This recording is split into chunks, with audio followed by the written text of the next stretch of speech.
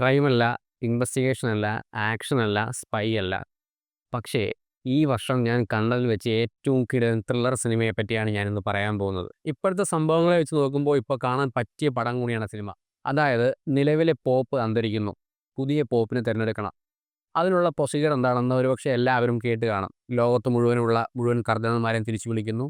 അവരെ ഐസൊലേറ്റ് ചെയ്ത് ഒരു വോട്ടെടുപ്പ് നടത്തുന്നു. അതിൽ 2% വോട്ട് കിട്ടുന്ന ആൾ അടുത്ത പോപ്പായിട്ട് തിരഞ്ഞെടുക്കപ്പെടും. അത് തന്നെയാണ് ഇവിടുത്തെയും കഥ. ഇവിടുത്തെ പോപ്പ് മരിക്കുന്നു. പുതിയ പോപ്പിനെ തിരഞ്ഞെടുക്കാനായി കർദിനാൾമാരെ മൊത്തവും ഇവിടെ കൊണ്ടുവരുന്നു, റോമിൽ കൊണ്ടുവരുന്നു. അവിടുത്തെ ഡീനായ ഇതിൻ്റെ അധികാരിയായ തോമസ് ലോറൻസ് എന്ന കർദിനാളാണ് ആ വോട്ടെടുപ്പ് നടത്തുന്നത്. പക്ഷേ ഇവിടെ ഒരു ചെറിയ പ്രശ്നമുണ്ട്. അടുത്ത പോപ്പിനായിട്ട് 4 കാൻഡിഡേറ്റ്സ് ആണ് പ്രധാനമായിട്ടും ഉള്ളത്. ഈ 4 പേർക്കും 4 ആശയങ്ങളും 4 കോക്കസും 4 ഗ്രൂപ്പുകളും തന്നെയുണ്ട്. രാഷ്ട്രീയത്തിൽ മതം ഇടപെടുന്ന പോലെ തന്നെ മതത്തിൽ രാഷ്ട്രീയവും വരുന്നുണ്ട്. അതുകൊണ്ട് തന്നെ ഓരോ ഗ്രൂപ്പുകളും അവരവർക്ക് ഇഷ്ടപ്പെട്ട കാൻഡിഡേറ്റ്സിനെ ജയിപ്പിക്കാനാണ് ശ്രമിക്കുന്നത്. എന്നാൽ ഡീനായ തോമസ് ലോറൻസിന് കൃത്യമായ നല്ല ഒരാൾ വരണമെന്ന് ആഗ്രഹവുമുണ്ട്. ഇവിടെയാണ് ശരിക്കുള്ള പ്രശ്നം കിടക്കുന്നത്. ഈ 4 പേരിൽ പലരും പോപ്പാവാൻ യോഗ്യതയുള്ളവരല്ല. പോകെ ഈ വോട്ടെടുപ്പ് മുന്നോട്ട് പോകെ പലരുടെയും മുഖംമൂടിയിൽ അഴിഞ്ഞു വീഴുന്നു. പല സ്കാൻഡലും പുറത്തു വരുന്നു. പല പ്രശ്നങ്ങളും ഉണ്ടാകുന്നു. പടം തുടങ്ങി 5 മിനിറ്റിനകം നിങ്ങൾ ആ സിനിമയിലേക്ക് വീണ് കഴിഞ്ഞിരിക്കും.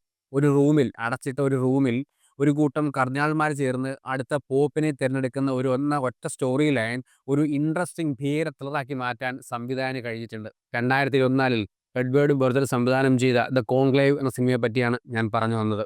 ഇത്തവണത്തെ ഓസ്കാറിൽ ഏറ്റവും മികച്ച അഡാപ്റ്റഡ് സ്ക്രീൻ പ്ലേക്കുള്ള അവാർഡും ഈ സിനിമ സ്വന്തമാക്കി കഴിഞ്ഞു. 2 പേരുടെ അഭിനയമാണ് ഇതിലെ ഏറ്റവും വലിയ ഹൈലൈറ്റ് എന്ന് പറയുന്നത്. ഒന്ന് കർദിനാൾ തോമസ് ലോറൻസ് ആയെത്തിയ റാൽഫ് ഫിനിസ്, 2 കർദിനാൾ ടെഡസ്കോ ആയെത്തിയ സെർജിയോ കോസ്ലെറ്റോ. പ്രത്യേകിച്ച് എടുത്തു പറയേണ്ടത് സ്ക്രിപ്റ്റും സംവിധാനവും കഴിഞ്ഞാൽ എടുത്തു പറയേണ്ട കാര്യം ഇതിൻ്റെ സൗണ്ട് ട്രാക്കാണ്. ഇത്രയും ഗംഭീരം തോന്നിപ്പിക്കുന്ന ഒരു സൗണ്ട് ട്രാക്ക് ഈ അടുത്ത കാലത്ത് ത്രില്ലർ സിനിമയ്ക്ക് ഞാൻ കണ്ടിട്ടില്ല. വോൾക്കർ ബെത്തൽമാൻ എന്ന മ്യൂസീഷ്യനാണ് അത് ചെയ്തിരിക്കുന്നത്. ഒരുപക്ഷേ പടം തുടങ്ങുന്ന നിമിഷം മുതൽ പിന്നീട് അങ്ങോട്ട് അവസാനിക്കുന്ന നിമിഷം വരെ BGM വെച്ചൊരു കൊടുമുടി കയറ്റുന്നുണ്ട് പുള്ളി. ഓരോ ആക്ടിനനുസരിച്ച് സിനിമ ഓരോ സ്റ്റെപ്പ് ബൈ സ്റ്റെപ്പായി കയറി വരുമ്പോൾ ആ ത്രില്ലിംഗ് മൊമെന്റ് ഹൈറ്റൻ ചെയ്യുന്നതിൽ BGMന് വളരെ വലിയ പങ്കുണ്ട്. ദ കോൺക്ലേവ് എന്ന സിനിമ ആരും മിസ് ചെയ്യരുത്. ഒരു ഗംഭീര ത്രില്ലറാണ്. അടിയോ പിടിയോ കുത്തോ വഴക്കോ ഒന്നുമില്ലാത്ത ഒരു ഗംഭീര ത്രില്ലർ.